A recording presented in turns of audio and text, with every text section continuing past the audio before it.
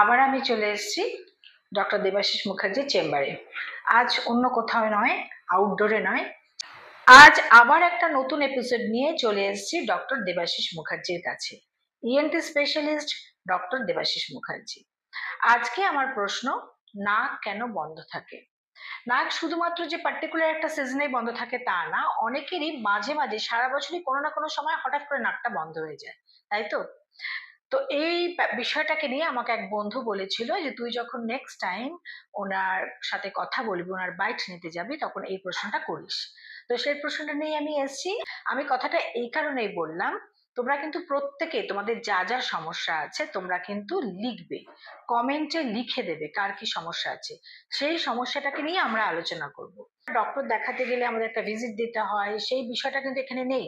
এটা একটা awareness show. তোমরা শুধু যেটা করবে, চ্যানেলটা সাবস্ক্রাইব করবে, লাইক করবে, আর তোমাদের যা যা প্রশ্ন সেটা জানতে চাইবে, আমরা উত্তর দেব। সো তোমাদের জন্য আমরা এতটা এগিয়ে এসেছি, তোমরাও কিন্তু এগিয়ে এসো। তোমাদের এগিয়ে আসা মানে তোমাদের মূল্যবান মতামত দেওয়া এবং সাবস্ক্রাইব করা, তাই তো? এটা কিন্তু খুব ভালো প্রশ্ন করেছো। নাক কেন বন্ধ হয়? নাক বন্ধটা বছরের যে কোনো সময় হতে পারে, আবার সারা বছরও থাকতে পারে। প্রাথমিকভাবে নাক বন্ধের একটা প্রধান কারণ হচ্ছে একটা ধরো ভাইরাল ইনফেকশন হলো, যেটা ইনফ্লুয়েঞ্জা বা অন্য কোনো ভাইরাল ইনফেকশন, তাতে নাক দিয়ে জল পড়া, নাক বন্ধ হয়ে যাওয়া, অনেকগুলো হাঁচি হওয়া, এগুলো হতে থাকে। এটা কিন্তু টেম্পোরারি, বেশি দিন থাকে না, দিন 7-10 বাদে এটা আস্তে আস্তে ঠিক হয়ে যায়, একটা দুটো হয়তো ওষুধ খেতে হয়। কিন্তু যাদের নাকটা অনেক দিন ধরে বন্ধ থাকে, হাঁচি হয় পরপর, নাক দিয়ে জল পড়ে, চোখ দিয়ে জল পড়ে, সেগুলো হচ্ছে অ্যালার্জির লক্ষণ। সাধারণত এই সমস্ত রোগীদের ক্ষেত্রে দেখা যায় যে এদের একটা বংশগত একটা ইতিহাস থাকে। সে বংশগত ইতিহাস থাকে অ্যাজমার ইতিহাস অথবা এই নাকের অ্যালার্জির ইতিহাস। নাকের এই অ্যালার্জিটা আমাদের এখন খুব বেশি করে পাওয়া যাচ্ছে, তার কারণ আমাদের যে পরিবেশ, সেই পরিবেশ দূষণের মাত্রাটাও যথেষ্ট পরিমাণে বেড়ে গেছে।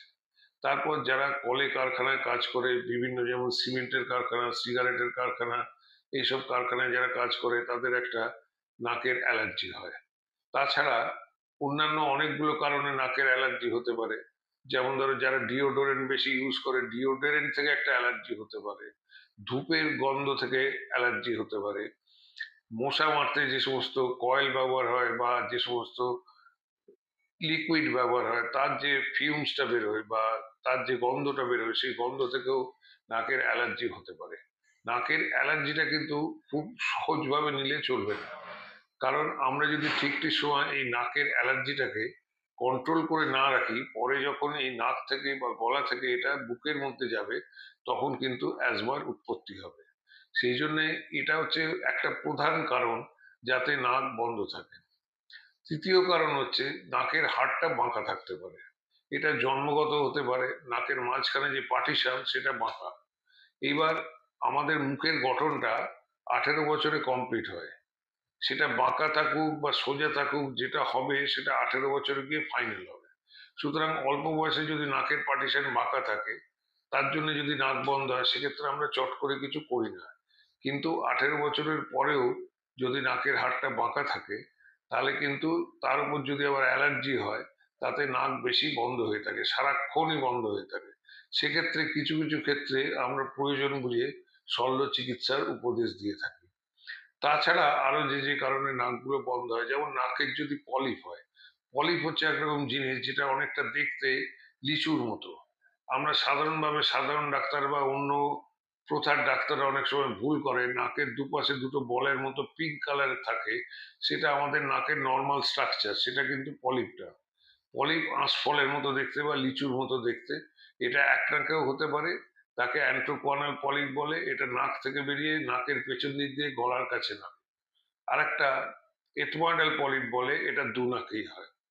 এছাড়া নাকের অন্য খুব কতকগুলো কারণ আছে যাতে নাক বন্ধ হতে পারে। যেমন ধরো নাকে যদি কোনো টিউমার হয়, টিউমার নাকের মধ্যে হলে তাতেও নাক বন্ধ হতে পারে। সুতরাং কারো নাক বন্ধের সমস্যা যদি বেশি দিন থাকে, সেক্ষেত্রে আমরা কতগুলো পরীক্ষা নিরীক্ষা করি, আমরা দেখি নাকের ভেতর, নেজাল এন্ডোস্কোপি করি, সিটি স্ক্যান করি। এই সমস্ত করে একটা উপযুক্ত সিদ্ধান্তে আসার পর তার উপযুক্ত চিকিৎসার ব্যবস্থা করা হয়। সো উত্তর পেয়ে গেলে কেন আমাদের নাক বন্ধ থাকে। যাওয়ার আগে কিন্তু আরেকটা কথা আবার বলবো, অবশ্যই চ্যানেলটা সাবস্ক্রাইব করো, কমেন্ট করো, লাইক করো। তোমাদের মূল্যবান মতামত, তোমাদের মতামত আমাদের কাছে অনেক মূল্যবান। পাশে থেকো।